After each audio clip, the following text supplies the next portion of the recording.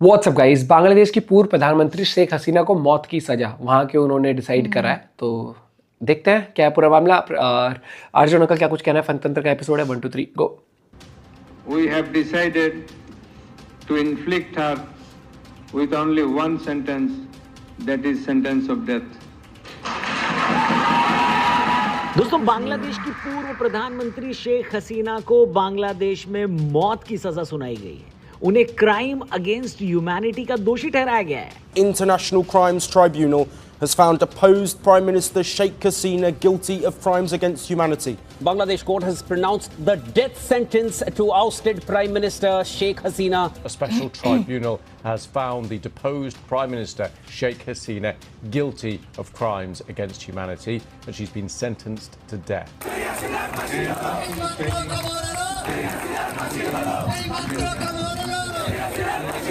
इस पूरे मामले के तार बांग्लादेश में कुछ महीनों पहले हुए वायलेंट आंदोलन से जुड़ते हैं। इसके लिए आपको कुछ महीनों पहले के उन इवेंट्स की याद दिलाता हूं दोस्तों, जहां से ये सारी बातें शुरू हुई थी। वीडियो के एंड तक आपको मालूम पड़ेगा कि ये भारत के लिए कैसी गहरी साजिश है। तो दोस्तों, ये बात है जून 2024 की, जब बांग्लादेश की सुप्रीम कोर्ट ने सरकारी नौकरियों में 30% कोटा को फिर से लागू किया था। अब ये 30% कोटा क्या था जिस पर इतना बवाल हुआ? देखो, बांग्लादेश में सरकारी नौकरियों के लिए 30% कोटा प्रणाली एक काफी कंट्रोवर्शियल रिजर्वेशन पॉलिसी है, जिसको 1971 के इंडिपेंडेंट वॉर में भाग लेने वाले मुक्तिदाताओं यानी स्वतंत्रता सेनानियों के परिवारों और बाकी स्पेशल कैटेगरी के लिए रिजर्व किया गया था। इस कोटा सिस्टम के तहत पूरी सरकारी नौकरियों में 30% पद सिर्फ उनके लिए रिजर्व होकर रखे गए थे। अब इस रिजर्व कोटे में उन्हीं स्वतंत्रता सेनानियों के बच्चे या पोते शामिल थे। इस 30% के अलावा 10% कोटा उन महिलाओं के लिए था जिन्हें संग्राम के दौरान यौन हिंसा झेलनी पड़ी थी, उनके लिए ये सीट्स रिजर्व थी। इसके अलावा 40% कोटा अंडर डेवलप्ड जिलों के लोगों के लिए रिजर्व थी। वहीं बाकी की 20% नौकरियां मेरिट के आधार पर उपलब्ध थी। इस सिस्टम को ऐतिहासिक रूप से पीड़ित समुदायों को सशक्त बनाने और सरकारी नौकरी में उनकी हिस्सेदारी सुनिश्चित करने के लिए लागू किया गया था। अब देखो, इस सिस्टम ने विवाद तब पकड़ा जब इसको लेकर स्टूडेंट्स ने आंदोलन किया, जिसके बाद ये उग्र हो गया। कई छात्र और युवा वर्ग इस कोटा सिस्टम से असंतुष्ट थे। उनके हिसाब से इस तरीके से मेरिट बेस्ड भर्ती प्रभावित होती थी। पूरे देश के टोटल सरकारी कोटे का एक बड़ा हिस्सा रिजर्व्ड कैटेगरी को चला जाता था। अब साल 2018 में बांग्लादेश की तब की सरकार ने इस रिजर्वेशन सिस्टम को खत्म कर दिया। इसके बाद इसे लेकर विपक्ष और अदालत में कई कानूनी संघर्ष हुए। धीरे धीरे इस कोटा की बहाली की मांग बढ़ी, जिससे 2024 में सुप्रीम कोर्ट ने इसे बहाल करने का आदेश जारी किया। ठीक इसी के बाद से स्टूडेंट्स का रेवोल्यूशन और ज्यादा बढ़ गया। साल था 2024, जिस साल में सुप्रीम कोर्ट ने कोटा को कुछ हद तक सीमित करते हुए मेरिट आधारित भर्ती को 93% तक बढ़ा दिया। अब मात्र 5% मुक्ति संग्राम योद्धाओं के लिए कोटा था और उनके परिवारों के लिए, 1% अल्पसंख्यक समुदाय के लिए और 1% थर्ड जेंडर और दिव्यांग व्यक्तियों के लिए आरक्षित था। पूरा बवाल इसी 30% कोटे को पकड़कर हुआ है। शेख हसीना को मौत की सजा सुनाने के पीछे कई सारे लॉजिक दिए गए हैं। वहां की अदालत ने पाया कि शेख हसीना ने इस क्रांतिकारी आंदोलन को ब्रूटैलिटी से एड्रेस किया। ड्रोन, हेलीकॉप्टर और घातक हथियारों के इस्तेमाल का उन्होंने आदेश दिया। उनके आदेशों के कारण हजारों लोग मारे गए। सोचिए, इस मामले में वो मुकदमा चलाने वाली अदालत में थी भी नहीं, क्योंकि इस आंदोलन के उग्र होने के बाद से शेख हसीना को बांग्लादेश छोड़कर भारत भागना पड़ा। शेख हसीना की पार्टी आवामी लीग फिलहाल वहां के चुनावों को नहीं लड़ सकती, प्रतिबंधित है और देश में भारी अनरेस्ट है इनके खिलाफ। इस हिंसा में लगभग 1400 से ज्यादा लोग मारे गए और लगभग 25,000 घायल हुए।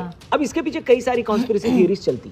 इनमें से सबसे पॉपुलर है CIA की खुफिया जानकारी, जिसके बाद से बांग्लादेश की सरकार को गिराने की तैयारी शुरू हो गई। और इसके पीछे थे 5 बड़े कारण। पहला कारण ये बताया जाता है कि शेख हसीना ने अमेरिकी सेना के लिए बांग्लादेश में मिलिट्री बेस देने से मना कर दिया। इसमें सबसे खास था सेंट मार्टिन आइलैंड, जिसको लेने के लिए अमेरिका ने बांग्लादेश की शेख हसीना सरकार पर बहुत ज्यादा प्रेशर बनाया था। इसको लेकर अब बताया जाता है कि अमेरिका इस बेस के जरिए चाइना को घेरे में लेने की स्ट्रैटेजी बना रहा था, लेकिन शेख हसीना ने इसे एक्सेप्ट न करते हुए इसे नेशनल इंटीग्रिटी के खिलाफ माना। यह भारत के लिए भी जरूरी चीज थी, क्योंकि भारत ही नहीं, दुनिया का कोई भी सेल्फ रिस्पेक्टिंग नेशन ये नहीं चाहता कि उसके बगल में आके अमेरिका बैठ जाए। दूसरा कारण यह था कि शेख हसीना यूएस की, अमेरिका की ओर से बांग्लादेश की इंटरनल पॉलिटिक्स में हस्तक्षेप को नकारती थी और अमेरिका को उनके पिता शेख मुजीबुर रहमान की हत्या में शामिल मानती थी।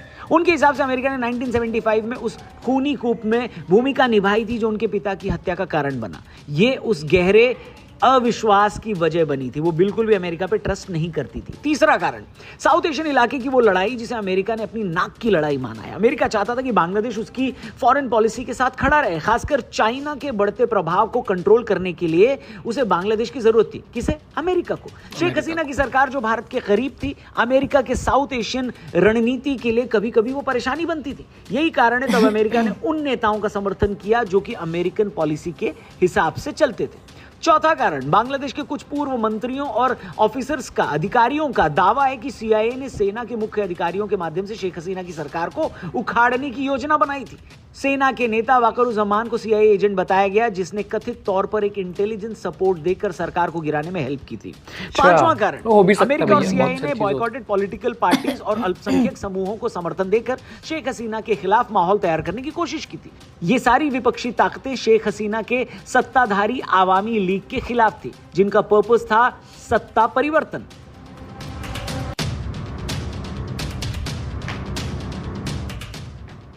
दोस्तों यही वजह थी जिसके पीछे अमेरिकन ताकतें लगी हुई थी। इस कॉन्स्पिरेसी थियरी के हिसाब से शेख हसीना को हटाना अमेरिका के लिए बहुत इंपॉर्टेंट था, लेकिन इसके बाद जो खेल शुरू हुआ वो भारत के लिए बहुत खतरनाक था। दरअसल अभी बांग्लादेश में चुनाव होने वाले थे, उसे ठीक पहले शेख हसीना को ऐसी सजा दे देना यह बताता है कि कुछ ताकतें बांग्लादेश को पूरी तरह से कंट्रोल में कर चुकी हैं। बांग्लादेश के पूर्व गृह मंत्री असदुज्जमान खान कमाल ने कहा है कि बांग्लादेश के सेना प्रमुख वाकरुज़्ज़मान सीआईए के एजेंट थे और उन्होंने शेख हसीना की सरकार को उखाड़ फेंकने के लिए एक साजिश रची थी। इस कथित साजिश में सीआईए ने इस सेना प्रमुख के माध्यम से इंटरफेयर किया जो शेख हसीना के रिश्तेदार भी थे।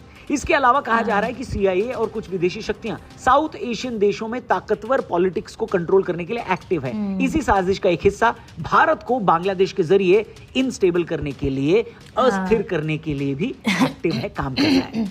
शेख हसीना भारत के अंदर अब दोबारा से ये बोलना शुरू कर चुकी हैं कि वो बांग्लादेश में वापसी करेंगी। हालांकि उनकी राजनीतिक पार्टी को बांग्लादेश में बैन कर दिया है, मगर जिस तरह के हालात बांग्लादेश में हैं वो ये बताते हैं कि अब पाकिस्तान के साथ बांग्लादेश का भी फ्रंट ओपन हो चुका है। ये भारत के लिए इसलिए खतरनाक है क्योंकि यहीं से वो 22 किलोमीटर चौड़ा चिकन नेक भी खतरे में है। भारत की सरकार ने इसी सोच के साथ इस इलाके में रेलवे नेटवर्क और रोड नेटवर्क को बढ़ाते हुए टेक्नोलॉजी और दूरसंचार को भी बढ़ाया है। फिर भी इस तरह की साजिश को बेनकाब ही नहीं करना बल्कि इस पर एक ठोस कार्रवाई करना भी जरूरी है। सूत्रों की माने तो भारत की खुफिया एजेंसियों ने यह काम बांग्लादेश में शुरू भी कर दिया है, मगर इसके रिजल्ट्स आने में अभी थोड़ा टाइम लग सकता है। तब तक पाकिस्तान की सिकाई जारी रहेगी।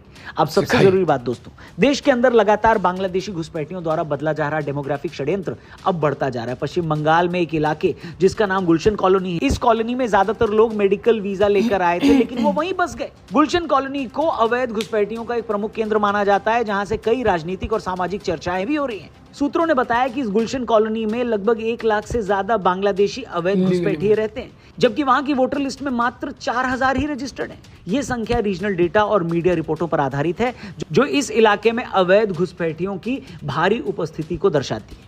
अब सोचिए हमारा देश किस किस तरीके के चैलेंजेस को फेस कर रहा है और क्या इस देश की डेमोक्रेसी पर किसी और का अधिकार होता जा रहा है? शेख हसीना के साथ ये सब होना सिर्फ एक इशारा है, इसके आगे का षड्यंत्र क्या है ये बहुत ही गहरा है। बाकी इस पूरे मामले पर आपका क्या कहना है कमेंट करके जरूर बताइएगा और ये भी शेयर करिएगा कि क्या आपको शक है कि आपके अगल बगल के इलाकों में भी कुछ लोग हैं जो अवैध तरीके से रह रहे हैं, तो वो कौन सा इलाका है उसके बारे में कमेंट करके जरूर बताइए। चैनल को सब्सक्राइब करिएगा, वीडियो पसंद आई तो इसे अपने दोस्तों से भी जरूर शेयर करिएगा। देखो उसकी सरकार गिराई गई है दोस्तों, ये चीज है। तो एक टाइम था जब लोग पागल थे उसके पीछे, मतलब उस तरीके से कि मतलब भाई हर एक चीज वोट अच्छे आते थे, हर एक चीज होती थी।